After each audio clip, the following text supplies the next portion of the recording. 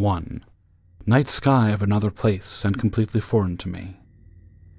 First, to fully get this, a short introduction is needed. I live in an Eastern European country and have been a sort of astronomy, and dinosaur, which is irrelevant, buff since I was 8 or 9. That is not to say that I am an astronomer or astrologist for that matter, even an amateur one. My 10-year-older cousin is, and he got me interested when I was a kid, so I got myself to read and learn everything I could on the matter. As a kid, one of the most interesting things to me was the constellations. During the next couple of years, I got to know all of them, even ones from the southern hemisphere, which I only got to see in books at the time, summer or winter. I decided to finally share this, because this morning the shift occurred to me for the 4th time. I'm getting to it now. I work in 2 shifts, 6 a.m. to 2 p.m., and 2 p.m. to 10 p.m. All 4 occurrences took place in the early morning before first shift, so I have a sort of ritual energy every morning before first shift.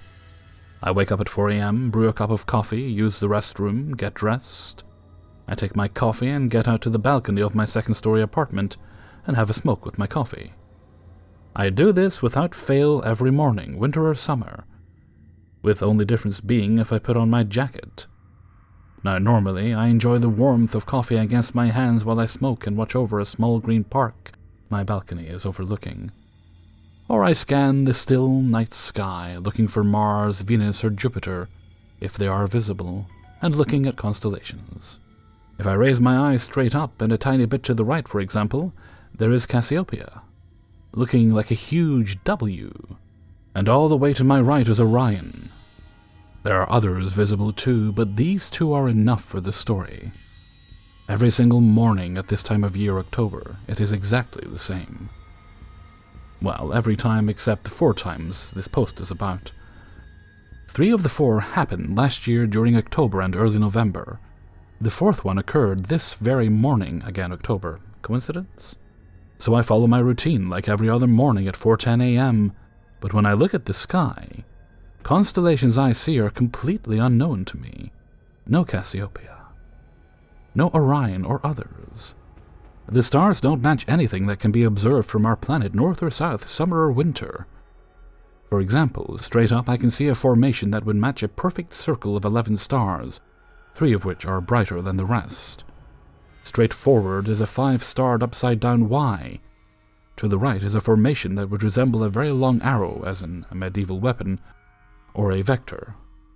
To the right is a pair of nearly same shapes that resemble an S or a snake, one larger than the other and with a different number of stars. I can't recall if the sky was exactly like that last year when this happened, but I did throw away my cigarette this time and went for a piece of paper to draw the outlines I could see. I was afraid that it would change to normal sky by the time I returned, but it didn't. So I stood there sketching it, and as I did, the stars started fading and others appeared and slowly replaced the ones that didn't match the normal sky.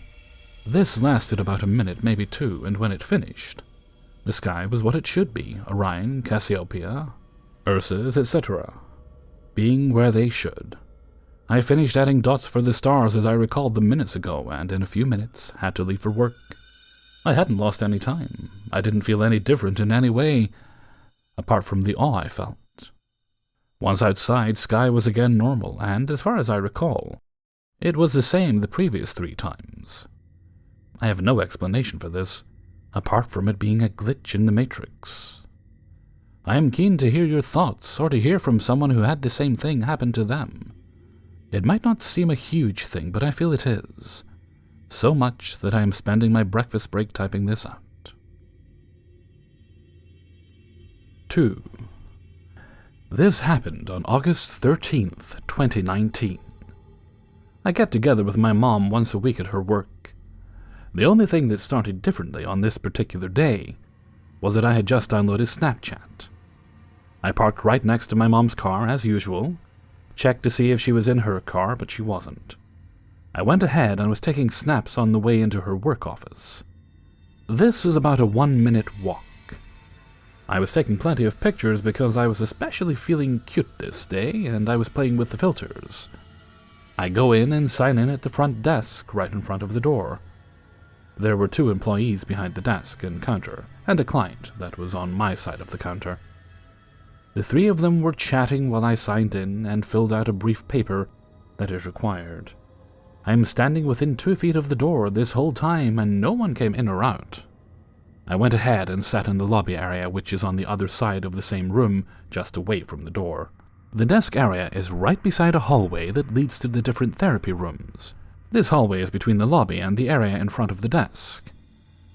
I sat down and went to go text my mom to let her know I am there. As soon as I went to go text her, she walks in the door. She was perplexed, asking where I was. I was equally confused, saying I've been right here. She had just walked out the front door and passed all the 3 people at the desk, but I was not there. I was not in the same room as her, and she never walked by me. The 2 other employees both said that I was standing at the desk when my mom walked by. About this time, the other client left. That client was the first person to walk out the door since I had arrived, yet somehow my mom had too. The other employee said I was standing with the other client and was right in front of the door when my mom walked outside. In order for my mom to walk by me, she would have to be in arm's reach. I would have definitely seen her walk out. She was expecting me, and we had already been texting prior to this, so she knew when I was even on the way. Sometimes she may have a client run over their time. It wasn't too unusual for her to be delayed. Once she walked out to her car, she noticed I was parked next to her and not in my car, so she immediately came back inside. It doesn't take more than a couple minutes to fill out the check-in form and sign in. There is 1 door in and out of the building. There is only 1 path to the building, which has a clear line of sight. I had pictures of myself on the walk into the building which didn't have her in them. We didn't cross paths until she came back inside. Neither of us saw each other, even though we were both waiting and looking for each other. There is no way that I would have missed her. I would have noticed another human being walking right beside me, especially my own mother. I was only a few feet away from the entrance to the hallway the entire time. Only my mom and I experienced this glitch. No one else noticed or thought it was a big deal. 3. Last summer, there was a wild thunderstorm that covered the entire UK. All in all, the day itself started off quite peculiar. Things just seemed turned off. I felt edgy all day, as had others. I was at my mum's house, who lived around the corner from me. My partner and I frequent there. I think we left there about 9 p.m.-ish, give or take. I was speaking to my friend in Cardiff, around 40 miles from us, and the phone died. I could have sworn the battery was around 70%. The phone was relatively new. Nonetheless, we headed home with the dog through the wooded area. It's really warm and humid. We get to the front area of our home, and our neighbors are outside having a drink and a chat. So we got engaged in conversation with them for maybe half an hour. Nothing strange there.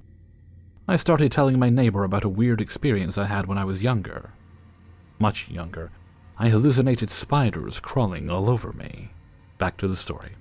Well, midway through telling my neighbor about my experience and how horrific it was, my partner's phone had rang. It happened to be my eldest sister and my niece. They were both quite upset and frantic, asking where I was and if I was all right. Yeah, he's fine. He's right here, my partner said, and they were asking what the hell I was playing at. My partner passed the phone over to me. Long story short, my niece was getting private calls from a private number. She didn't answer them, 4 or 5 in total, I think. All these calls were received within the previous 10 minutes.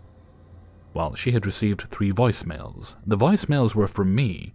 Well, it sounded like me anyway. There was lots of interference, similar to static and white noise, that kind of thing. I don't know. The alarming thing about these calls was I was crying. The timestamp of the calls was the correct date and time, each message similar. And some of the sentences were word for word what I said to my neighbor about how scared I was, etc. But the answer phone messages began with me saying, "I've made a terrible mistake. I can't see any other way out," or something like that. My blood ran cold. I pulled my phone out and showed everyone, my neighbor, my partner, etc. My battery was dead. I was in good spirits, etc. And because my battery was dead, my sister and niece were so upset and scared because they thought I planned to take my own life. I felt real uneasy, and this bothered me all night. Confused and bewildered, we went inside. I literally was white as a ghost. I felt like I was a ghost trying to figure out how, what, why, and when.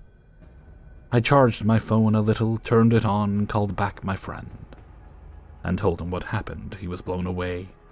We love paranormal stuff, but this was just wrong.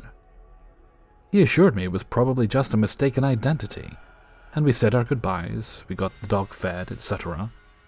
Must have been around 11:45 to midnight-ish, and this horrendous thunderstorm, which was different to any other I've ever witnessed, just rolled in and stayed for an hour to an hour and a half.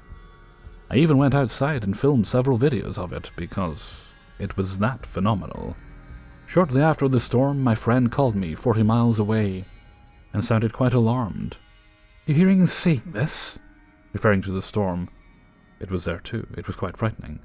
Now all my videos and camera pic from my evidence are stored on my cloud, the device, the SD card, and my NAS, but not one of the videos from the storm are there, not one. What the hell happened? I've been holding off posting because I wanted to see if anyone else posted something similar, and I've read the past few days a lot of phone-related posts, and I just can't get this off my mind. I can't seem to tie it all together. Love, light, and blessings to you all. 4. I lose everything and anything. If my hands touch it, the risk of it being misplaced shoots to over 50%. And I accept a lot of this is just me being me, but I swear on Bigfoot and all the cryptids in the forest that sometimes it's really not my fault. My most recent example involves my wallet, something I am very protective over because I am sure that if I'm not watching it like a hawk, I may lose it. I literally check my purse every minute to see if my wallet is still there when I'm out and about. It's kind of a problem. Anyways, I've been seeing this guy for about 6 months, and we are very comfortable with each other. He is nearly twice my age and makes at least as much money as me. One night I had my wallet halfway unzipped on his coffee table, next to his where I could see it. He dyed my hair, and we watched a movie. He made note of where my wallet was, commenting that my money was looking like a mess in there again. He had organized it about a month before. When it was time for bed, I looked at it and thought to myself, I shouldn't leave my wallet out in the open. It's fine. The doors are locked, and we've never had an issue. So off to bed we went. In the morning we come downstairs, and it's fucking gone. I know for a fact he didn't leave my side all night because I am an incredibly light sleeper. Even if I wasn't, he makes way more money than me. I know neither of us touched it. And his wallet is on the table where he left it. Everything else is in its place. I was in a rush to leave, so we start tearing the living room apart looking for this goddamn wallet. We're both very confused and in disbelief. We check under the couch several times, in the couch, under his TV, behind his TV. He offers to give me cash for the day if I want to leave while he keeps looking, but I decline. Finally, we look again and pull the couch out from almost the wall, and we find my wallet. And now it's zipped shut, behind the couch across the room. He already knows my reputation for losing things, but he himself was in shock at how this could be possible. I'm not exactly surprised, this isn't anything new. I'm just glad we found it. Nothing in it was missing. A shorter story. I got a Note 10 phone in September, and what's killing me is the fact that they have no headphone jack. It sucks. So I was holding on to the wired earbuds that came with it for dear life. I put them in their own secluded zipped compartment in my purse, and religiously put them back every single time. And one day they weren't there. Gone. I looked everywhere for them for around 2 weeks, and they didn't turn up. So I just shelled out the money for wireless Bluetooth buds. But I'm still in disbelief at how they could be gone when I was so careful with them. Anyone have similar stories? Swear to God I'm being followed by some asshole spirit. 5. This happened last year and I'll never forget it. It freaked me out so bad. I'm in my early 30s, my mind is as sharp as a tack. I'm a mother as well, so I'm usually always on point and stick vigilantly to safety and keeping my doors locked and staying alert. I also believe strongly in the paranormal and glitches, and have a few stories to tell. But for now, I'll share this one. This incident really has me baffled even a year later. I can't explain it. So it was very early evening, still daylight outside. It's just me and my 5-year-old daughter at home during the day, and my husband works. Normally, my husband will text me, letting me know when he's on his way home from work. When he gets home, he jumps right into the shower due to him doing dirty construction work. It's the usual daily routine. My husband had just texted me saying he'd be home from work in a few minutes. So my daughter and I went to the bathroom to clean up our clothes, makeup, etc. from the day, knowing he'd be coming home and wanting a shower. A few minutes pass and we both hear a car door shut. From where our bathroom is, you can easily see the front door and see out the window. I looked up and saw my husband's black truck parked where he usually parks, right in front of the house. I then hear the back door open and footsteps in the kitchen. I look over at my daughter who says, "Daddy's home." So clearly she heard the sounds as well. I then hear my husband's keys being set down on the kitchen table, clear as day. I say, "Hey babe," as I walk out of the bathroom, excited to see him, only to find no one in my kitchen, no husband, no keys, and the back door is still locked. I was in shock. I ran to the front door to see if my husband's car was still parked. Nope, no car, no husband. Then, just a few seconds later, as I'm standing there by the window, I see him driving down our street towards our house, park up in his spot, get out of his truck, gather his things and reach into his backpack for his house keys. So who or what walked into my house just minutes earlier? When my husband came inside, he said I looked like I had seen a ghost. I asked him over and over if he had come home a few minutes earlier, knowing full well that would have been impossible. He looked at me like I was crazy. My daughter definitely heard the same sounds I did and thought he was home as well. To this day, I still have no explanation for it, although this wouldn't be the first time something odd happened here. 6. I was minding my own business at 3 a.m. No idea why I was still awake, no idea why I am still awake while making this post, when I realized I was really hungry. Now, normally because it's so late and with sleep and all, I wouldn't eat food at this time. But I was really hungry because I had a busy day and didn't even have a proper dinner, so I headed to the kitchen. I was just making myself a simple meal with some rice, beans, and avocados. Just keeping it really simple. So I cooked the rice, obviously, grabbed a couple avocados, and put my cutting board to slice it up, and some canned black beans. Here's where it got a bit strange. I 100% remember grabbing a can of black beans from my cupboard. Like, guaranteed. I know this for a fact because I specifically remember putting it down on the counter, and kinda just observing the label on the can out of curiosity, because I never really get canned black beans. The rice is done, so I leave the canned black beans on the kitchen counter right next to me, a bit out of my periphery to my left, while I peel and cut the avocados. Give or take about a minute and a half, and I know I have rice and avocados all finished. So I turn to grab the can of black beans. I realize halfway through doing this that I need a can opener, duh. So I immediately turn back around and grab the can opener from the drawer next to me. I get the can opener and work my way around the can. Halfway through, and I realize a funny smell coming out of it. Definitely not a smell black beans would make. And then come upon the realization that I have been opening a can of sweet peas. This is so strange because there were no other cans on my kitchen counter. Nobody awake in my household to replace the can, to my left, slightly out of my vision. And I was literally certain that I had a can of black beans. I go back to the cupboard where I initially grabbed the black beans, and literally fondly have a memory of grabbing that specific can. And it is still exactly where I had seen it before grabbing it the first time. There is no explanation that comes to me because I literally remember thinking, searching, and even saying out loud to myself that I need black beans the first time I grabbed it, for which I successfully did. As I try to put together what happened, I look up at the clock, the specific moment as I tried to make sense of all this in my head, and it was exactly 3:33 a.m. What's even more strange is that I've never seen a can of sweet peas a single time in our household. It could be possible that another living family member of mine could have bought it, I guess. I am yet to ask because they are all asleep, as I said earlier.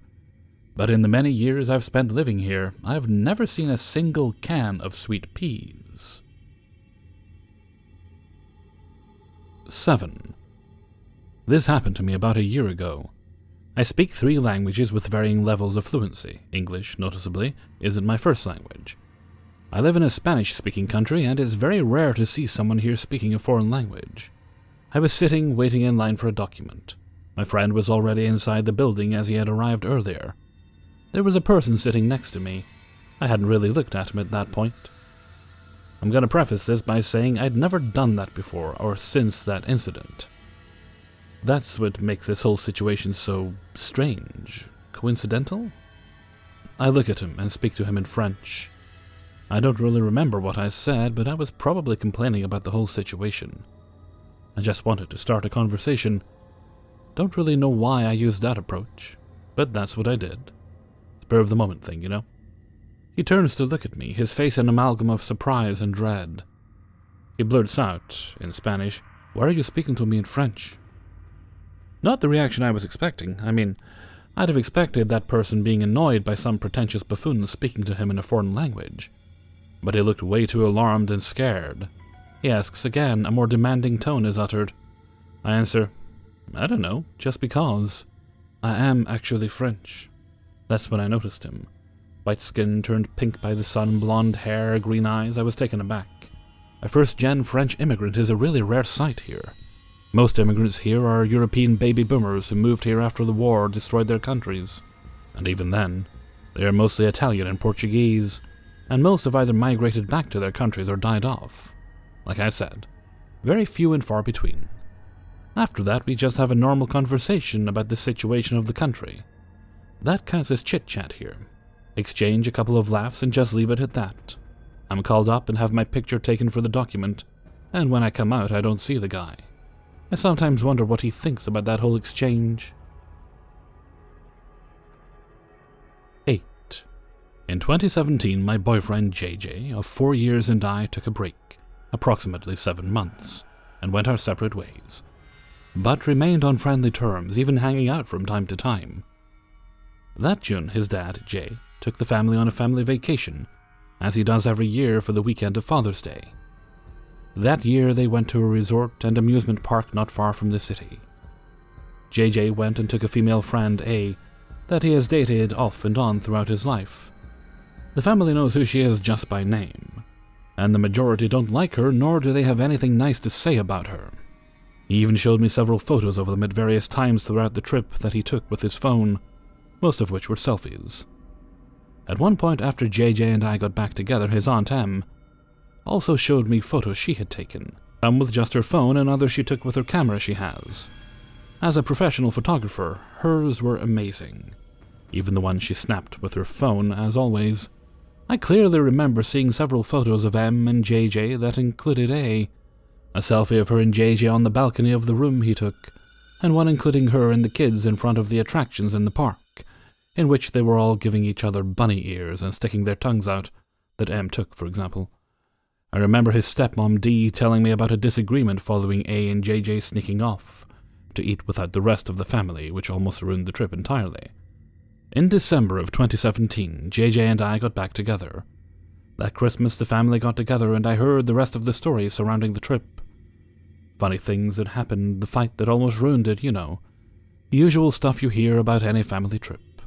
Just normal and innocent from what I remember. Then in the spring of 2018, Jay got a promotional discount or whatever, from the same resort offering, in his words, a deal he couldn't pass up. The catch was it was only for the month of May right after opening. He decided to plan a spur-of-the-moment weekend getaway and invited anyone who wanted to attend. I have been to the amusement park numerous times throughout my life, but I have never been to the resort. When he invited us, JJ declined, in part due to the short notice, but mainly because of the disagreement following him and A going out to eat, which ruined the whole trip for him. That's totally understandable, so when he mentioned the conversation between him and his dad, I told him I understood. But never being to the resort, I still like to go. That was when the crazy started. He started going on about how when we went last year it turned out to be awful, and why would I ever want to go back with them? he would take me back some other time. Of course, I told him he was mistaken, it was not me that was with him. He then went back to prove my goofy ass wrong, and pulled up his photo album of the pictures he took on his Facebook account. The only photo in it was a selfie of him sitting in what looks like the back of a van with a spliff he had rolled. He's the only one in the picture. When he went to the cloud looking for the other photos, they were all gone, except for the one that's on his Facebook. Still trying to get the proof, he talks to M, who also remembers me instead of A, and offers to dig up her pictures only to discover that the files, the original and backup file, won't load. Apparently the file was corrupted, so all were lost. She was devastated and asked everyone who attended to give her copies of the ones they took. Out of all the photos that were collected, none of the pictures have me in them. But A isn't in any of them either. So then JJ and M, both calling me crazy and goofy, start asking everyone what they remember. All of the stories they told were the exact same ones I remember hearing at various times after the trip, except for all of them remembering it was me instead of A. It was JJ and I that snuck off to eat. JJ's little sister remembers catching me and her cousin Kay out in the car, smoking stinky cigarettes. The youngest of the group, L, only 4 at the time, remembers me telling her bedtime stories, etc., none of which I remember. With all the proof gone, it basically boiled down to my word against theirs, and I was losing simply because I was the only one out of about 15 people who remembered different. I know I didn't go, but Father's Day never sticks out in my mind for me since my dad died in 2011, let alone the entire weekend, so I turned to my friends and family to see what they remembered. Unfortunately, this was over a year later, so they didn't remember much beyond vague, fuzzy details. For example, my older sister remembers us talking on the phone. We try to touch base on Father's Day, Dad's birthday, and the day he died every year, because it's still very hard on those days for us. But she doesn't remember what we talked about, or where I told her I was. Same thing on my end. My best friend S thinks we may have went for drinks or hung out, but not sure if it was that weekend, or sometime around then. Same thing on my end. My friend L says she thinks we smoked together at some point the Monday following, but doesn't remember what or if I mentioned anything about the weekend. Same on my end. With very little backup to my claim I wasn't there, the discussions with him and his family started to move towards more heated debates about the mini-vacation, up to his dad claiming that he dislikes Ace so much that he wouldn't invite that bitch to anything, let alone something he paid for. When his dad plans a trip, he always foots the bill for everything, down to bringing marijuana along to smoke with everyone. You literally pay for nothing, and he gets insulted if you offer. The majority of us are daily smokers. The kids D and M were the only ones who don't. D even said she remembers telling JJ, since we were on friendly terms, he should invite me because she thinks I'm fun to be around, and everyone telling us we should get back together, because we make such a great couple, throughout the weekend.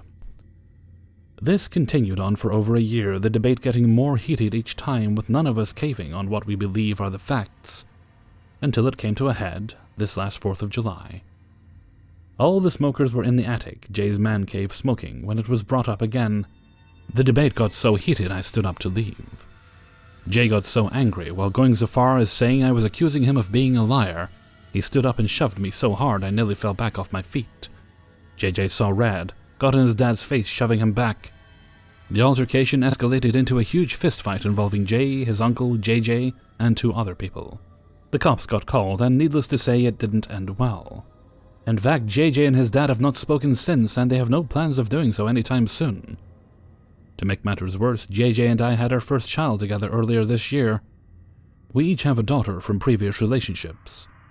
His daughter is autistic and lives with her maternal grandparents, only visiting him 2 to 3 times a year. My daughter only remembers being at her dad's on Father's Day, which is something we try to do every year. With the holidays coming up and it being our daughter's as is first, I can't help but feel totally responsible and guilty for this whole mess. I have literally sat up at night trying to think of any explanation I can as to how I or they could be wrong. Some examples include figuring I've killed brain cells and caused memory loss from being a long-time toker, to some type of mass hysteria situation with JJ and his family, to them playing some kind of odd practical joke, none of which really fit for me. When it comes to the pictures, I've tried to chalk that up to mere coincidence, but that doesn't fit either.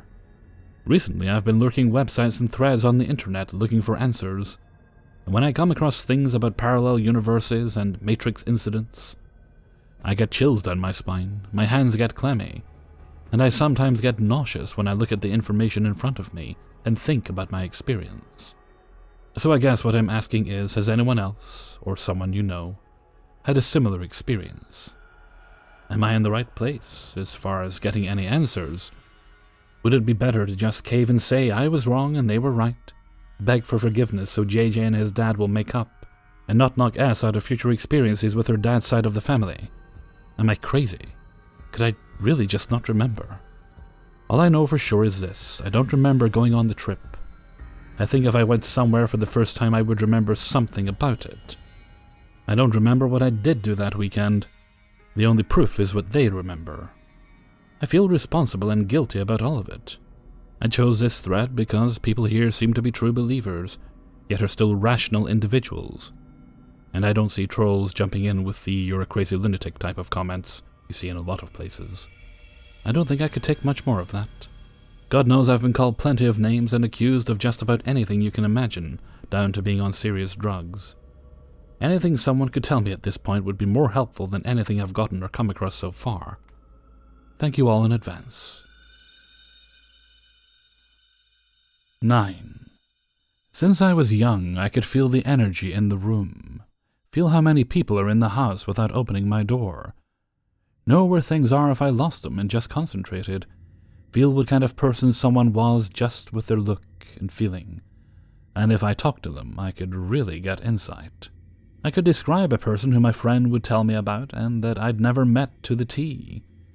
I've been lucid dreaming since I was little, and in the past few years, I've gotten so good I'll literally say, "Wow, in my dream again? How am I breathing up there?" And when I feel that pull, I can stay in my dream.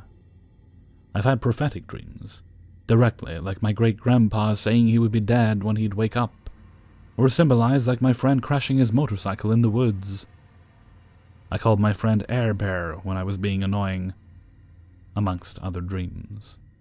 I've had clairsentience as described above, but also smells and tastes that come out of nowhere, but a familiar scent. Like when my best friend was alive, if he were to call or text or show up, I smell his clothes, I know, weird, but wherever I was, like running or in the mall, and then it would happen. I've known exactly how an event would turn out, or what would happen without anyone telling me. The latter freaked all my exes out. Like saying, in 5 minutes this is going to happen, let's just ignore them, or do this. And sure enough, something happened. Weird but true. There's been a handful of times where I was in an argument, and either a glass would shatter behind whoever I was arguing with, or the other day I was in my room, and 4 rooms away and across the living room wine glasses just fell. The funniest one was an argument with my dad, and a whole mirror shattered behind him, and he said, "WTF did you just do?" and walked away. The worst was when I made someone seize with how much bad energy I was emitting. I don't know how, but I just knew instinctively, like to siphon it out of him, and I started almost convulsing. But I guess regulating the energy again. I've seen death more than once in my life, starting from when I was little. Not every day, but various times and in various forms. The most prominent thing being a Reaper figure who I saw in front of my sister's room when she was 5. And again for a week before she killed herself. 4/16/2019. I felt her die. I was 600 miles away, and it felt like half of me had been snatched away. There's a lot of other stuff. I don't use any gifts for monetary gain, as I've learned 1, not 2, never did. But gifts are given for a reason, and even though before I thought they were cool, now I see why not everyone experiences or unlocks, I guess, that part of them. Lately, I feel my energy is haywire. Sometimes what I want to happen and focus on does, but when I have my moments, things just go awry. It's sunny, and I'll be outside, and I like the wind, so I imagine more wind, and there it goes. I can contact people I want to that aren't here anymore. But my sister hasn't showed up, and I don't know why. Maybe she hated me? But I don't remember that. We got along. We were almost twins. I guess I'd just like answers as to 1, why me? 2, am I cursed having so many good things and qualities? but I keep losing everyone I have to suicides. I've lost 4 in the past 4 years. It's like 1 every year. All by hanging except one who ran into an 18-wheeler. I've tried every which way to kill myself, and it feels like I'm invincible. 3. I feel my gifts growing, but I don't know how to concentrate. I've been meditating, and that usually helps, but I don't know how. So no one in my family thinks like this, or believes in it. But my sister did, and I did. I asked my grandmother, and she said on my dad's side, a couple of generations ago, there was a witch in the family. So I don't know. I've always been able to think things and figure them out on my own, but I feel... I don't know. Which is ironic, because I can feel everyone and everything else. Any suggestions? And even though I lucid dream, they've been turning into nightmares for years. How would you stop this? P.S. I've read a lot of lights going out, specifically the sun, and it happened to me shortly after my sister committed suicide, but yesterday it happened in my house. It didn't feel like a regular power out, power back on. It felt like there was nothing, and then the lights came back on. How would you explain this? 10. This is something that happened a while, 9 years ago, but has always bothered me. I was at a slumber party with about 5 friends. We planned on camping out in the friend that was hosting the party's backyard and had a big tent set up and all. Everything was fairly normal until around 10 p.m. when we heard some strange noises from over the fence on the neighbor's side. Now, this could very easily be explained as raccoons, the neighbors taking the trash out, etc. But we were 13 and 14-year-old girls, and it scared the shit out of us, so we ran back inside. We ended up deciding to just sleep in the friend's bedroom, so we took our sleeping bags and laid them across the floor. We played DS for a while and gossiped before deciding to go to bed around 11-ish. Now here is where it gets unexplainably weird. So weird, I'm kinda tearing up as I write. One girl glances at the clock and is about to turn midnight, and apparently, all of a sudden, it goes back to 10. I didn't see it actually change, but she gasped, and we were all like, "Stop fucking scaring us, what now?"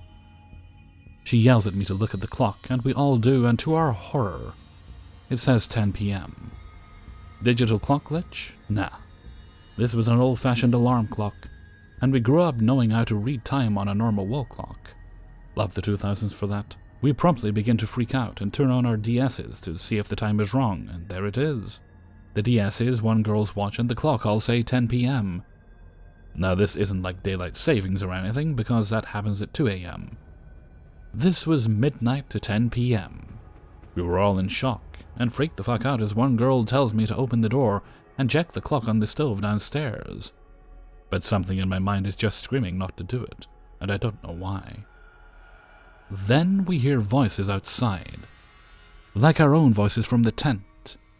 I'm about to piss myself at this point, and everyone is egging others on to look out the window and open the door. I finally man up and crack the girl's bedroom door, and holy shit, the feeling of empty void I got looking into the hallway, that looked darker than dark could ever be, was unnerving. It was like nothing was there, and truly nothing. I only peeked, so I don't know how valid that is, but they have a whole nightlight for the cats. That's where the litter box is. And that wasn't even lit. It didn't feel like dark, it felt like a void, so I slammed the door and started sobbing my eyes out. No one looked out the window or opened the door again. Time was still moving, we checked the clock every minute pretty much. But it was still moving from 10 p.m. back to midnight. We all decided to just curl up back onto our sleeping bags and try to fall back to sleep. It was so unnerving. A room full of teenage girls crying softly and a clock that read the wrong time just sitting there mocking us. The voices outside quieted down around 11. Maybe, but I hardly got any sleep that night. I just remember clutching a very sharp pencil as a weapon and trying to reason with myself and not check the time again. Eventually I did fall asleep, and when we woke up, time had returned to normal. I mean, I don't even know if I stopped letting myself check the clock before midnight even hit again. There was no hallway of void, and the girls' parents had made pancakes for us all. We all talked about it while eating breakfast and asked the parents and the girl's little brother if anything weird happened last night. and all of them said no. I remember the girl whose house we were at asking what time everyone went to sleep. The little brother was in bed before 9, and the parents went to bed at either 10 or 11, I think 11, because they helped us bring our stuff inside. We all grew apart eventually, and I talked to none of them anymore. But I remember through high school all of us randomly bringing that night up, and we all remember it exactly the same in perfect detail. Is this a time skip or warp? Fucked up clock or over-imaginative teenage girls? I still really don't know what to make of it or the extra 2 hours I might have possibly lived. This happened sometime in early summertime, late spring 2010 in New York State. If anyone has any insight or possibly explanations, that would be fantastic. 11. I've been noticing many glitches lately, and I've considered it's all in my head, and so I explained the situations away. But this one, it's creeping me out, and it can't be explained. I'll start off by explaining that I'm anal about locking doors. I always lock my sliding doors and put a stick in the bottom, and my front door is also always locked. Even if I'm home and have company, I lock my doors. So when I left my house last week, it was no different. My keychain broke a while back, and so I have a habit of putting the single key with a single tiny blue key link into my coat pocket. I went away for the weekend, and when I came home Monday morning, I went to pull my key out and it wasn't there. I tried to jiggle my doors open with no luck. They were very much locked. Checked everywhere for this key, in my pockets, in my bags, and everywhere I went for the past few days. I looked under people's furniture, in their couches. I called the taxi companies I used. The key was gone. I let my landlord know that my key was gone and asked him to have it copied. He lives really far away, so couldn't get me a key until yesterday, Wednesday morning. No one else has a copy of my key, so I couldn't ask anyone to return it to me in the meantime. My house has 2 apartments, one downstairs where my sister and husband live, and then mine on the upper level. My sister was in the hospital 1 to 2 hours away having a baby, so I couldn't stay at her place while waiting for a key. Also, that means no one was home all week, which means even if she did have a spare key, she doesn't, she couldn't unlock my door for me. So today I come home early morning and I try the new key in my door. Did not work. I tried really very hard to jiggle my doors open again with no luck. It turns out the key was actually for her front door. Simple mistake on the landlord's part. My sister and brother-in-law both witnessed me trying to get into my home because her side door and my front door are both inside of a sunroom. They were talking with me when I was trying to get in. They saw clear as day me trying to get in and not being able to. My brother-in-law thought maybe because it was a new key, it was just hard, so he tried too. That's when we tried it on their door and it worked. So we gave up and contacted the landlord, who responded about 2 hours later and said he would be by in 20 minutes with the proper key. Which was fine because I was enjoying my time with my new baby niece. He gets here in about half an hour, and my brother-in-law and I were just heading outside when our landlord is arriving at the door to the sunroom, key in hand. I know he hadn't been inside yet because we headed out when we saw his truck pulling up. He walks up to my door for the first time today, turns the knob, and it opens without any issue. He did not even use the key. He said he just automatically turned the knob knowing it was going to open. He just had this feeling, which is so weird in itself. He asked if I had just unlocked it or something. I said absolutely not. I couldn't possibly unlock it because I didn't have a key for it. He gave me this look like I must be insane. I felt so confused and shook by this. I know I tried to open this door multiple times without luck. It was a deadbolt and couldn't be shaken unlocked. There was no possible way for this door to have been unlocked. He left right away because he was working when he left to bring me the key and had to get back. He never stepped foot inside of my home. He doesn't come to our house for any reason other than us calling him to come, because he lives about 2 hours away and works 30 minutes away rarely. Usually he works hours away, so I know he hadn't come at any point since I lost my key aside from today. I met him in a different town yesterday morning to get a key from him. I'm explaining all of this because of the next part. The most creepy part to me. After he leaves, I throw the new key into the empty dish beside my door and go back to my sister's apartment to spend more time with the baby. Normally, I would lock the door, but I was afraid to lose the new key since it wasn't on a keychain. After about an hour or two, I grab my things and go into my apartment. I just happened to glance into the key dish, where my new key is sitting, with my lost key. My lost key and the little blue key link is sitting inside of my key dish beside the door. Now, there is absolutely no way the key could have been there. I know I lost that key. I couldn't have locked my door without it. It's literally impossible. I've been racking my brain trying to come up with a reasonable explanation for how this could possibly happen. There is absolutely no way. I mean, I considered that my brother-in-law could have found it outside after it fell out of my pocket, and then unlocked my door before my landlord got there, and then after the landlord left, he put the key into the dish while I was inside their apartment. But first of all, why? Secondly, he was in the city at the hospital with my sister and baby. They had been there for a week because the baby was in the NICU. He never came back home during this time. He had a hotel room in the city because he didn't want to drive the 1 to 2 hours back and forth. Also, when the landlord left, he left at the same time to go get stuff for the baby's room, and came back while I was outside smoking. I saw him come back through the front door, never anywhere near the side door. He didn't do this. If he had found my key, he would have told me and given it to me. Also, he wasn't there when I lost my key, and only got home late at night after dark. When I got in this morning, he was still sleeping. We go out for smokes together. I'd have seen him find my key. I did ask him, but he was just as shook as I was. He didn't do it. My sister never even left the house, so she didn't do it either. I'm at a loss for words. This is just so bizarre. Any theories? 12.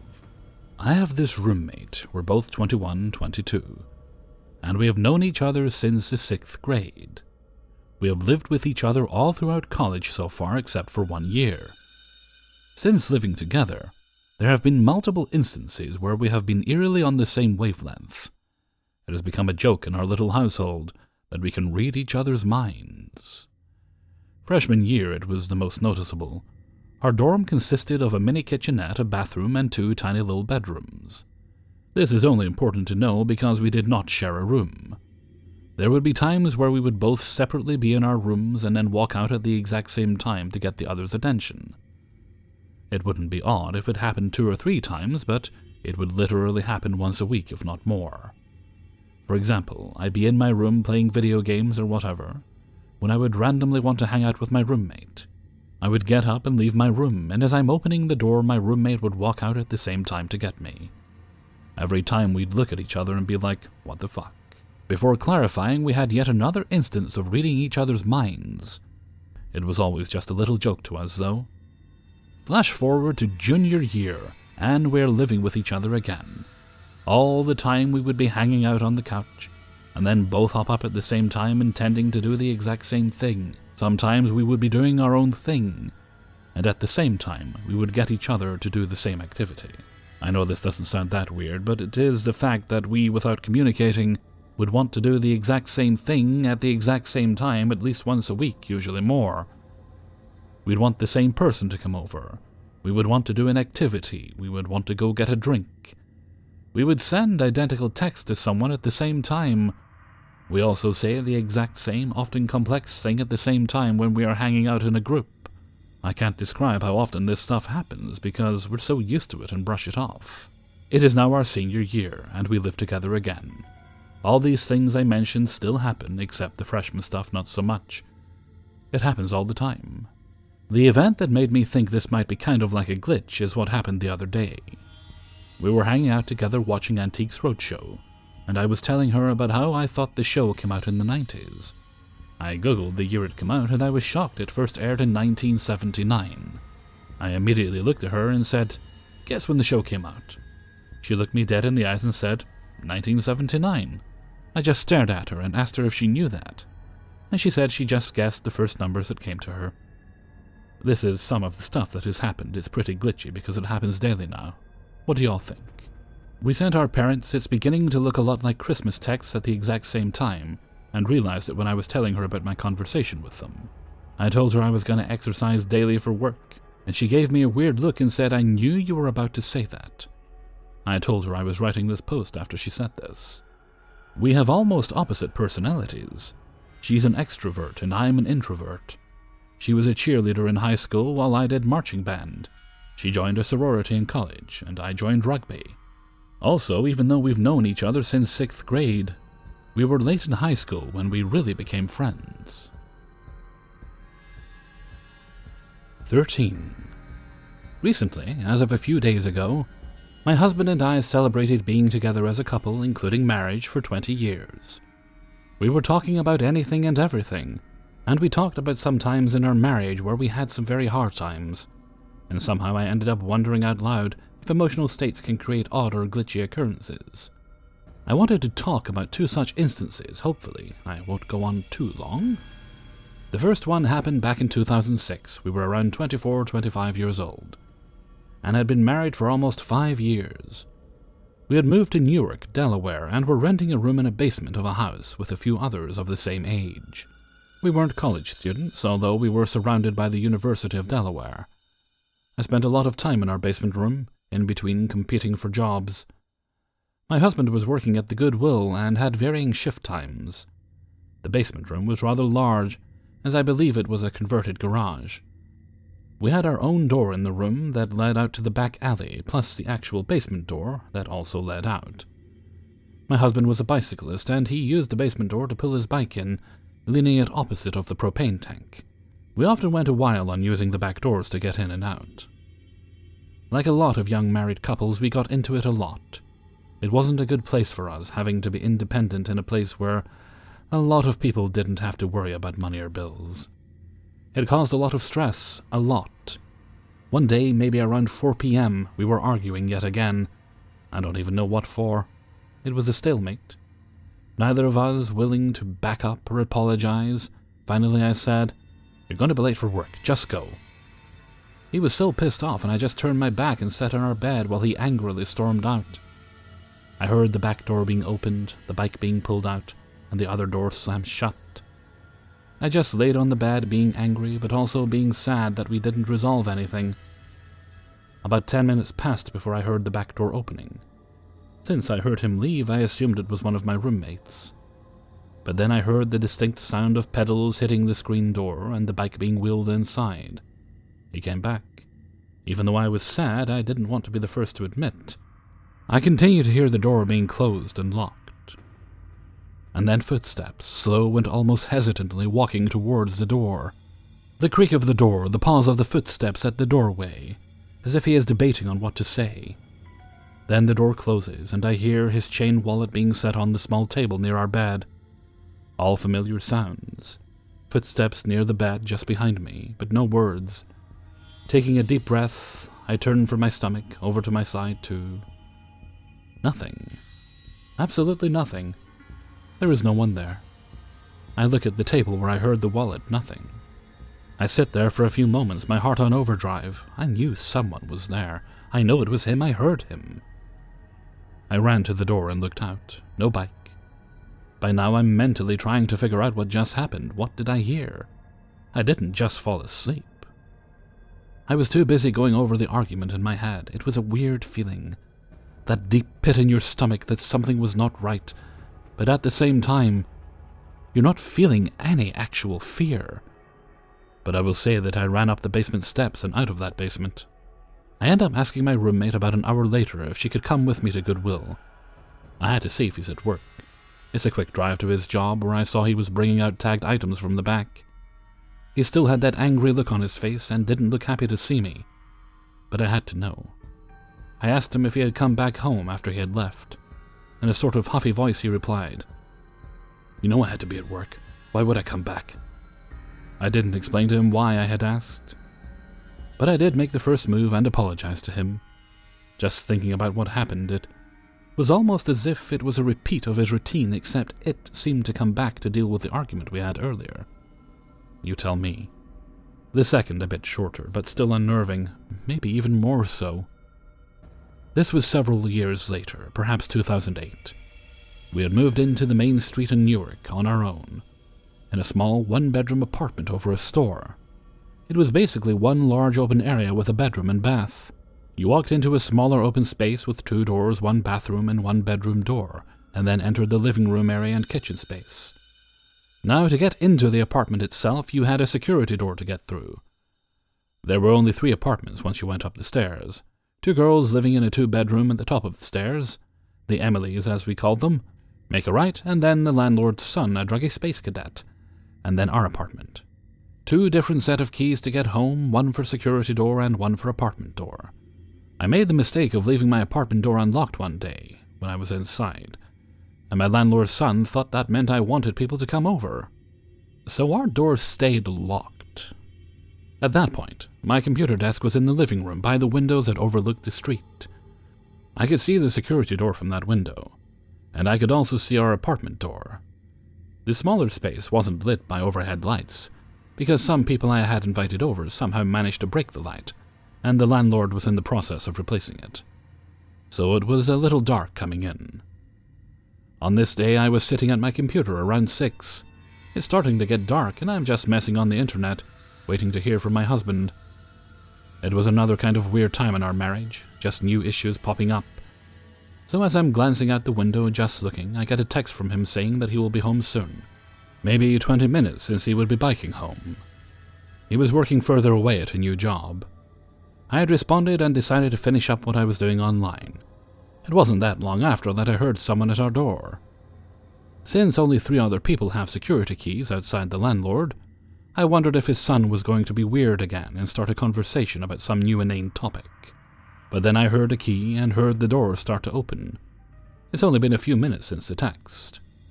My husband couldn't have been home already. Now you can see the door from where I was, but since there are no windows and no light, it was kind of dark, so I couldn't see anyone. But then I hear, "Hey sweetie, it's me." His voice from the darkness. Weird. That was fast. Maybe his text was late for some reason. Not an unlikely scenario. I close my computer screen and stand to my feet, ready to walk over to him. Then that something is off pit of my stomach feeling washed over me. A real-life pause moment. It was just then that I realized that I never saw the light from the outside. There was a window just outside the apartment door. I should have seen that in the dark regardless, light spilling in. I walk to the kitchen area and look, no husband, no open door, and definitely no bike. My rational brain says, oh, he just went downstairs for a second. Maybe we got mail at the store or something. That was me trying to understand why I heard him, but he's not there. I walk to the door and I swear to you, I felt static near the door. Like I was touching a pocket made of warm, fuzzy static. It was pulsating. Like, do not open the door. I wasn't about to ask a question or play fate. I immediately turned and walked over to the couch. I didn't feel scared, just felt like, yeah, I'm just gonna be on this side of the room for a while. When I heard our door open again, I didn't get up, I didn't say a word. When he walked into the space, I just remember staring at him, as if I was trying to see if he was real. It took me a few minutes more before I asked him if he had only just arrived home, and had not, dropped off his bike and went into the store downstairs. No, I texted you and biked home. Made good time. Why? Because you already came home once. I heard your voice. I suppose the look on my face and the tone in my voice made him concerned. He sat next to me and swore to me that he had just come home and in fact had ran into our neighbor and actually rushed upstairs to avoid a lengthy conversation. So yeah, that's some of my experiences with my husband. I don't know how to explain, although I would like to.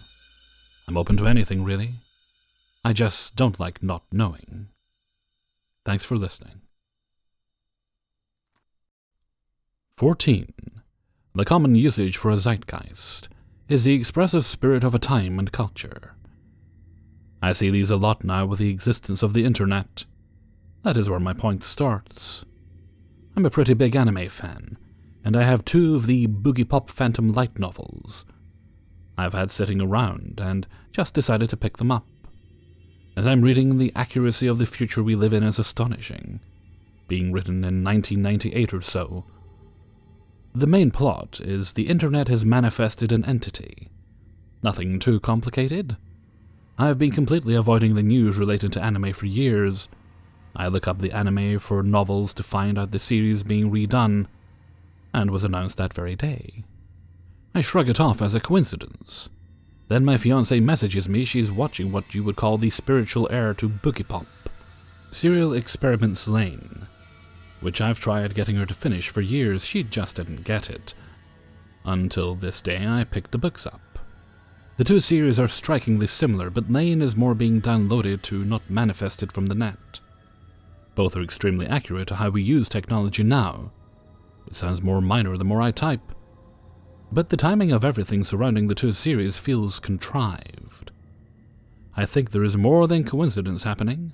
The plot's reaction to the net and its prophetic outlook. Nothing triggered my reading of the books exactly, nor my fiancé watching Lane. It's as if I'm partaking in the outcomes of each story, where things like the Mandela effect or glitches in the Matrix are tangible. My best explanation is it is like the stories had to be made when they were, but had to be looked at together right now for me. There is such a strong feeling of unease I get from thinking of it all. I mean, the major plot points are kind of happening right now. Although similar, both are sort of polarizing of themes in the other. The timing for too many events relative to them is uncanny. Honestly, it almost feels like the entities in the stories drew me and her to the two series themselves. I'm not religious, and hardly spiritual, so it's not a sign. I think the concepts were so accurate you can't escape the curious nature of the why. I think art, well-intentioned and expressive types, carry a sort of energy about them. 1984, for example, is more popular than ever due to the correlation to our times. Could we in theory replicate an all-powerful being capable of manipulating our perception of time and reality? Could a human mind fuse so well with the world of binary data, it becomes omnipotent or even just aware? Could the internet manifest a tangible entity we would label as spawn from the collective? I could be looking too much into it, but again, the timing. Either the zeitgeist is the inspiration to looking into the two, or is this type of thing really going on and attempting to warn or bring awareness to the changes? The most powerful part of it all is how old but accurate they are. Maybe we are getting warned too late, or it's been the plan all along. But the more I think about it, the more disturbing the concept becomes. Is the zeitgeist on the same wavelength as a few people's awareness? Has anyone else had really strange but important feelings similar to something else? I need help with what this could be. 15. Apparently my boyfriend and I witnessed someone teleport in Spain. We went to Salamanca, Spain in October to visit his family as we always do. We spend most of our time strolling around the city center. Most importantly, Plaza Major, which is basically a public square with shops all around and small streets leading away from it. We've been visiting for quite a few years now, so we know our way around downtown pretty well. Anyways, during our stay there was a big antique book fair going on in the center of the Plaza Major, so pedestrians were unable to cut through there and had to walk around the center. This afternoon it was quite windy and rainy, so people were walking under the balconies, and it was pretty crowded under there. Thus my boyfriend and I decided to avoid the crowds, and walked between those balconies and the gates that bordered the book fair. This is where things got weird. We crossed paths with a girl who wore a distinct kind of shoe, platform high-top Converse. And since we had been talking about how fugly, they were just the day before, I pointed at this girl and her shoes to my boyfriend, and he looked at her as she walked away in the opposite direction, but also around the book fair. Off she went, or so we thought. We were actually on our way to H&M, located on a back road of Plaza Major. And due to the weather, we were walking at a rather high pace, so we went to H&M about 2 minutes after seeing this girl, and there she was, holding a couple items in her hands and casually walking around the store. We were completely baffled, since she would have had a much longer way to walk than us. All around the book fair, and probably under the balconies where a lot of people were walking as well. And yes, it was definitely her. I recognized the shoes, and my boyfriend, who got a look at her when I pointed her out to him, immediately said, "That's her again." She seemed as if she'd been there for at least a couple minutes. The items she carried were spread on rails all around the store, so not just stuff she was able to grab upon entering the store, but neither me nor my boyfriend had seen her walking ahead of us in the street. Which is weird since the rest of the street is rather narrow, and you only have to walk wiggly lines to avoid bumping into other people. She wasn't gasping or sweating or anything else that may have indicated that she had run all the way from the plaza to H&M. Also, there was no other direct way she could have taken to get from the plaza to the street where H&M was located. So either she had an identical twin who dressed just the same as her on this day, I know twins who've done that, or she teleported into H&M. I guess we'll never know. But my boyfriend and I looked at each other in complete disbelief, and started laughing like absolute maniacs after we tried to wrap our minds around how this could be possible. 16. This happened earlier in the day, and I'm still trying to figure out what happened. I've never been so confused in my life, and honestly thought stress was getting to me or something when it happened. I work in an office where we regularly have clients come for appointments. I print off the schedule the night before and send them reminders of their appointments for the next day. On this particular day, I had 2 people scheduled for 12 p.m., Edna and Joe. Both appointments to see different members of staff on separate matters. A few minutes before 12 p.m. rolls around and there's a knock at the door, and there's Edna. As she walks in, Joe is just behind her, so I smile and say hello to him as well, before heading back into the office. I've never met Edna before, but Joe is dressed the way he always is, cap and bottle-top glasses, and takes the seat he always does. The member of staff who was to deal with Joe wasn't in the office yet, so I sent her a message to tell her that Joe had arrived. Edna went into her meeting, and as it was a few minutes after the meeting time, I get up to let Joe know I've just asked my colleague where she is, and I'm waiting to hear back from her. But Joe is gone. I checked all the empty rooms just in case he's gone into one of them, though I can't for the life of me think of why he would. Nothing. I checked the bathrooms, and neither of them are in use. I asked my friend in the office if she saw anyone leave, and she said only one of our other colleagues going to lunch. Joe has disappeared. The woman who was supposed to see Joe phoned then, confused. She had arranged to meet him at 2 p.m., and the calendar was wrong. Confused and not wanting to sound crazy to say I couldn't find the guy, I said I'd let him know about the time and hung up. Another look around the building, it's only a small one. Nope, no one. I even stood close to the door Edna was having her meeting in to hear if, for some inexplicable reason, Joe was in there, but I could only hear her. I get on with work for the next 2 hours, and there's another knock at the front door, and of course, it's Joe. He doesn't mention earlier, and he tells me he's here for his 2 p.m. appointment. Confused, I tell him I'll let the member of staff know. He sat down in the same chair with the same cap, wearing the same glasses. I've told her the story by this point after she got into the office, and she asks me if she should bring it up with him. I'm hesitant, but she says she wants to, just to clear things up, in case he did show up and was angry that she wasn't there. An hour and a half later, she comes into the office confused. He explained that his phone hadn't been working for 2 days, so he never got the message telling him to come at 12 p.m. And that this was the first time he'd been at the office all day. Honestly, I've always taken these stories with a pinch of salt, sure that some had to be exaggerated. That was until today. 17. This happened last week. I tried to figure things out since then, but I have found no logical explanation. My partner Susan joined a sports club about 3 years ago. She plays matches as a backup player, and I go to see almost all of her matches. Their coach is a cool guy who's really into the sport. His girlfriend, Charlotte, used to help him with the lineup and drafting of the team during matches. Susan would talk about her a lot, as she wasn't doing very well mentally. Charlotte stopped playing and decided to only help with the lineup during the matches from then on. I saw Charlotte on several occasions during matches. At some point her mental illness became too much, and she stopped the sport altogether. I remember this girl vividly, tall, blonde, slender, usually had a cap on backwards. I remember her well, because I always thought she was really attractive. This is where it gets weird. Last week, Susan and I went to a match. She couldn't play because she had an injury, so we sat down and watched the game with the others. Nothing out of the ordinary happened until after the game.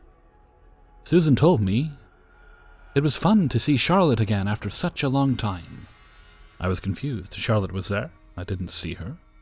Susan laughed and said, "Sure she was. She sat right behind me the entire game. Another teammate had made some group pictures and sent them over WhatsApp. So I opened one and showed it to Susan. Where is she?" Susan looked at the picture and pointed at a girl behind her. "She's gained a bit of weight due to her medication. Maybe that's why you didn't recognize her." I looked at the girl in awe. That was not Charlotte. I'm talking not even close. This was a short, black-haired girl with glasses. Not even close to resembling the Charlotte I remember. I was really confused, but let it go. Maybe I just misremembered. Maybe I was thinking of someone else. The next day, after thinking it over, I decided to do some research. At many of the games Susan played over the years, there have been photographers present. So I decided to dive into the photo archive and see if I can find any pictures of Charlotte, back when she was still doing the lineup during the match. I couldn't find any. Every picture where the blonde girl would have been, instead now stood this completely different person. I asked Susan if there were any other people who could match my description of the girl. But only one person came to mind, and I know that person well, so I'm certain it could not have been her, especially since this girl is always a player and never does lineup. So now I'm convinced Charlotte is a different person, and I have no explanation as to what happened. 18. I'll try to explain what happened to me as best I can. Back in 2005, I was living in Maryland with my aunt and uncle, and attending summer classes at college while working part-time as a lifeguard, at a couple different locations for extra income. One location was the Marriott Hotel. For the most part, the swimming pool was empty, so I would get free food from the kitchen and just veg out with the other lifeguards, fold towels, check water levels and chemicals, etc., and talk to random customers that came to use the hot tub most of the time rather than the pool. One day I had finished classes and was on my way driving to work at the Marriott, which was only about a 10-minute drive from my home. I clearly remember it was such a bright and sunny day. I won't mention the road name for security purposes, but it was a common, busy, two-way traffic road. It was a straight shot from my neighborhood location to work, and intersected the exit ramps for Interstate 90, which runs from New York State to Florida, therefore a highly traveled route at any given hour. As I'm approaching this particular intersection in my bright red Mazda 323 hatchback, which I called the roller skate due to its small size, I could have sworn the traffic light was green, but as I approached, moving at a speed of about 45 miles per hour, I realized too late that the light was actually red. I had no time to stop before the exit ramp cars would fly up that exit and pummel my car from either side. It was too late, and all I could hear in my head was "stop!" And I remember yelling "stop!" Everything switched to slow motion, and I could see individuals driving their cars straight toward me for the T-bone effect. I pumped the brakes to no avail. Then all of a sudden, I'm pumping the brakes, but my car is somehow at a stop, about 3 feet behind the line where it should have been, if I approached the intersection knowing the traffic light was red.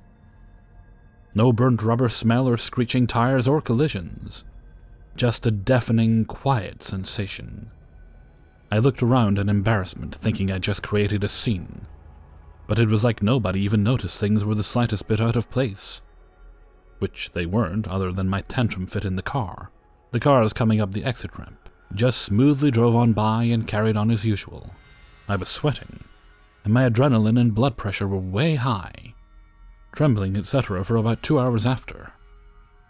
The rest of the day I didn't talk to anyone and just kinda looked around and felt weird, as if I should have been at least in the emergency room, if not dead. I really can't explain to this day. This event, along with one other traumatic memory that I'll save for another account, haunt me with missing time, mass displacement, and confusion as to the reality of our existence. I've only heard 2 other accounts from people, on this channel, and the Strange But True Stories YouTube channel, that are very similar to my experience, which is why I've come forward with this dramatic glitch event.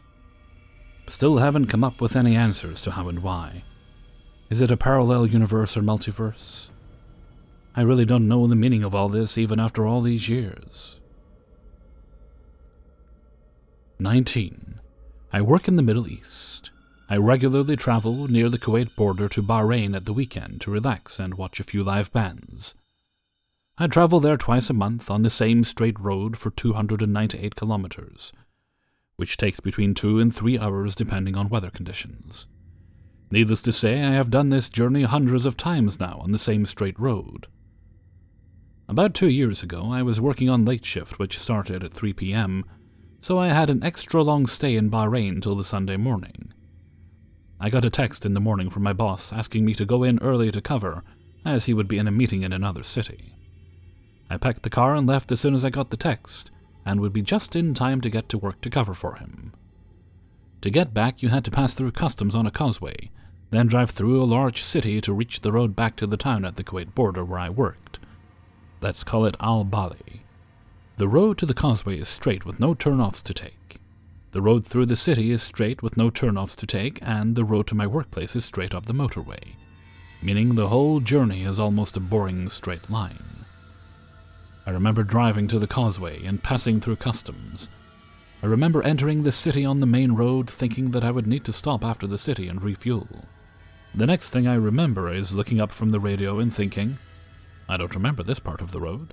The roads in the Middle East tend to be mostly desert outside the cities, and have very few landmarks, if any, but after a while you get to know the small telltale places or farm huts, fenced sections or garages that you pass, and you can gauge your progress without the mileometer. I recognized nothing for mile upon mile. Worse, my fuel was getting really low. I pulled into the first garage that I came upon just in time before I ran out of petrol, refueled, and bought a bottle of water due to the heat. I asked the local at the petrol pump if I was heading for Al-Bali. He looked surprised, thought about it, and said yes. I pulled out, and after another half hour I passed a sign for Al-Bali which said 267 kilometers. I had been on this road now for over an hour, and should have been 100 kilometers closer at least. I did not recognize the sign either. After reaching the area where I work, I realized that I was approaching from a different direction, on the road that takes you to the capital city in a completely different direction. I eventually got to work 3 hours later than I had planned. I have since tried to find a turnoff or junction that would take me onto that road, but cannot find even a trace of wrong turn or detour that would have taken me so far from the route I usually take. I have asked the company driver about the road I came in on, and he said that it is impossible to get to that road from the one that takes us to Bahrain. I have no explanation for this, and it bothers me to this day that I blanked out, or shifted realities or whatever, but there is no reason of how I got on that road from where I had started from. 20. This happened a very long time ago. I used to go to a mall, but have stopped going, since it has become very dull ever since they started taking out the stores I enjoyed going to. There were 2 video stores at the mall on the upper levels. Suncoast was near one entrance to the mall, and FYE was also near an entrance at the other end of the mall. I used to be a member of Suncoast because of this. Usually when I pre-ordered a DVD, I would end up with a free gift for buying it. I never bought CDs because none of the music interested me. My Suncoast card could also be used at FYE. One day, while I was at the mall, I ended up going to FYE, and saw a list of movies that would be coming out soon. I don't remember the title of the movie, but I questioned the woman working there when it would come out. She told me the date, and then asked me if I'd like to reserve it. I said no, then noticed that Back to the Future was also going to be coming out, so I told her I wanted to reserve that instead.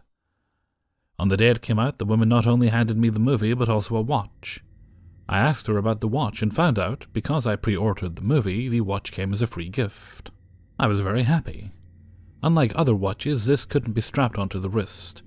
Instead, it had a small clip attached to it that could be clipped onto things such as backpacks or the belt loops of pants. I took that watch and kept it in my front right pocket because I didn't want to hit it into anything and break. I also took it to work with me, so whenever I was on the clock, I could see what time my break would start and when it would be time for me to punch out and go home. I got into a certain rhythm with that watch. I would punch in, get to work bagging for customers, and after bagging for exactly 10 customers, I would pull my watch out of my pocket and see what time it is. When I got home from work, the watch would always be placed in my dresser. Now, I make it a habit of going to work early. My work schedule used to be between 12 p.m. to 5 p.m., Wednesday to Friday. Thursday 5 p.m. to 10 p.m. and Saturday 12 p.m. to 5 p.m. It's important to mention my old schedule, and also that I always show up an hour early before my shift, because here is where the glitch comes in. It was Wednesday, and as stated, I arrive early for work. After walking around the store for a while, I took my watch out of my pocket and noted the time as 11:15 a.m. I then put the watch back into my pocket and walked around some more. After walking around the store a little while longer, I decided to take my watch out again to see the time, but when I did, I felt nothing in my pocket. My watch was gone. There was no hole in my pocket, and if there was, I would have felt the watch against my skin, or even felt it sliding down my leg. I know I didn't put it in one of my other pockets. It had always been in my right front pocket. I pulled out that pocket hoping to see my watch in there, but it wasn't. I began looking on the ground all over the store for it, but couldn't find it anywhere. I went up to the service desk and asked another coworker if anybody had turned in a watch, to which she replied that no one had. I was very upset at this point, but had to get on with my shift. I applied the same tactics, but with my watch now missing, after every 10 customers, I went to the time clock to see when I could take a break and punch out. My shift came to an end, and when it did, I walked out feeling very sad that my watch was gone. When I got home, I was on the verge of tears. I went to my bedroom to put my name tag, keys, and wallet away. When I opened the door to my bedroom, I stopped. Right there in the middle of my dresser was my watch. I was completely stunned. I immediately picked it up and looked at it with complete amazement. I swear that I took my watch to work with me. I know that I took it out of my pocket to see the time. I know the second time I wanted to see the time, it simply disappeared. I don't have a clue how my watch simply disappeared from my pocket, only to appear back in my bedroom on top of my dresser. All I know is I was extremely happy to get that watch back. Hey everybody, Hellfreezer here, and thank you very much for listening to Glitch Monthly number 5. And thank you very much to everybody who allowed me to use their stories and sent in stories for use in this video. If you yourself happen to have a story you'd like to feature in a video, then please do send it along, providing it is your own story. Send it along to kingofthecities@gmail.com. All the fun links can be found in the description. Just click where it says Show More, or if you're on mobile, then just click the little down-facing arrow next to the title of the video. Alrighty, now that will be the last Glitch Monthly video until probably the end of January, very start of February at the latest. What I'm going to do now is, well, I'm probably going to go to sleep when I'm done with the video, but what I'm going to do in the next couple of weeks is I'm going to start prepping and recording in advance, so that I can take from the 25th through to just after, to about, say, the 2nd off. So we can have about a week off at Christmas time. Didn't get to do that last year. I did manage to get a couple of days, but I'd like to take a week this year. It would be fun. It would be enjoyable and relaxing. Lots of toe wiggling and eating of chocolates and things. That's the hope anyway. Okay, and with that, I'm going to head off for now. So until next time, thank you very much for listening, and take very good care of yourselves.